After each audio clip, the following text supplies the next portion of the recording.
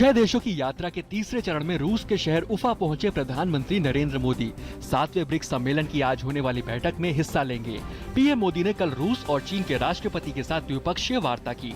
रूस के राष्ट्रपति व्लादिमीर पुतिन के साथ द्विपक्षीय बातचीत में आपसी महत्व के तमाम मसलों पर चर्चा हुई। रूस के उफा में शंघाई सहयोग सम्मेलन इतर प्रधानमंत्री नरेंद्र मोदी और उनके पाकिस्तानी समकक्ष नवाज शरीफ की भी मुलाकात की संभावना है। अगर ऐसा हुआ तो ये मुलाकात रिश्तों में जमी बर्फ को पिघला सकती है। गौरतलब है कि दोनों पक्षों ने न तो बैठक की संभावनाओं की पुष्टि की है और न ही खंडन किया है। प्रधानमंत्री नरेंद्र मोदी ने कल चीन के राष्ट्रपति शी जिनपिंग के साथ बैठक की।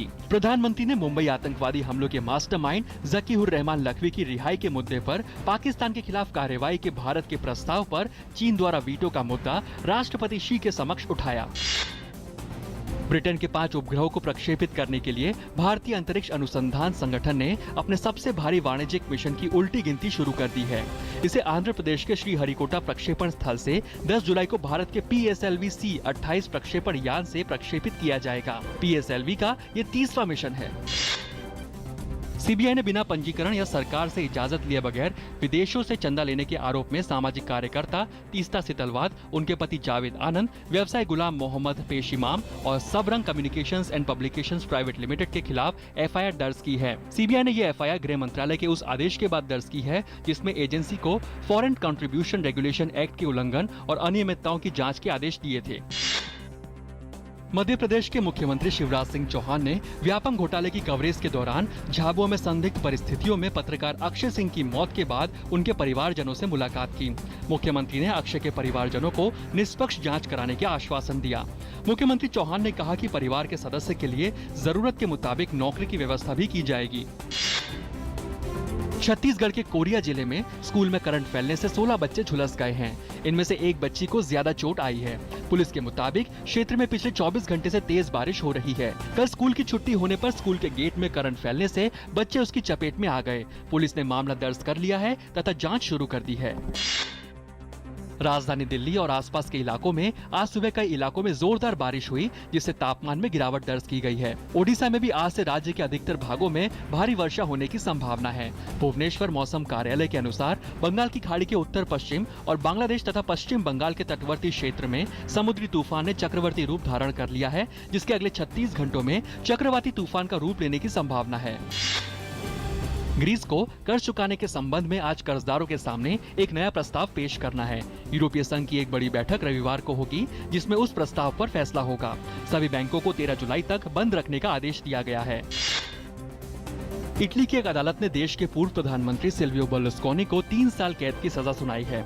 कोर्ट ने बर्लुस्कोनी को देश के एक सीनेटर को घूस देकर 2006 में तत्कालीन सरकार को अस्थिर करने की कोशिश करने का दोषी पाया है।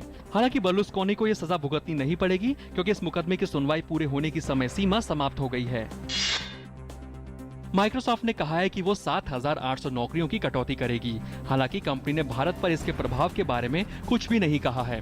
माइक्रोसॉफ्ट के CEO सत्य नडेला ने कर्मचारियों को भेजे ईमेल में इसकी जानकारी दी है। नडेला के माइक्रोसॉफ्ट का कार्यभार संभालने के बाद ये दूसरा मौका है जब रोजगार में कटौती की जा रही है। करीब 1 साल पहले भी 18,000 नौकरियां खत्म की गई थी।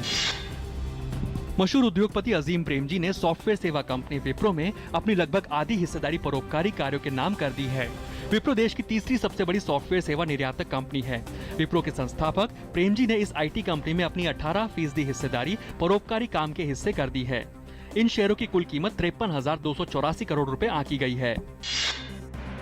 विंबलडन प्रतियोगिता के पुरुष सिंगल्स के सेमीफाइनल में फेडरर का मुकाबला मरे से होगा। रॉजर फेडरर ने क्वार्टर फाइनल में फ्रांस के जायल सिमोन को हराया। वहीं दूसरे सेमीफाइनल में जोकोविच का सामना रिचर्ड गैस्के से होगा। एक बेहद रोमांचक क्वार्टर फाइनल में रिचर्ड गैस्के ने फ्रेंच ओपन चैंपियन वावरिंका को मात दी। विंबलडन टेनिस टूर्नामेंट के महिला युगल वर्ग में भारत की सानिया मिर्जा और उनकी जोड़ीदार स्विट्जरलैंड की मार्टिना हिंगिस सेमीफाइनल में पहुंच गई हैं। महिला एकल के सेमीफाइनल में आज रूस की मारिया शारापोवा का सामना अमेरिका की सेरेना विलियम्स से होगा, जबकि स्पेन की गार्बाइन मुगरूजा का सामना पोलैंड की अग्नाइस्का रडवांस्का से होगा। विंबलडन टेनिस में भारत के रोहन बोपन्ना और रोमानिया के फ्लोरिन मर्जिया की 9वीं वरीयता प्राप्त जोड़ी आज पुरुष युगल वर्ग का सेमीफाइनल खेलने उतरेगी। बोपन्ना मर्जिया का सामना है नेदरलैंड्स के यीन जूलियन रोशे और रोमानिया के हेरिया टेकाउ की 4थी वरीयता प्राप्त जोड़ी से।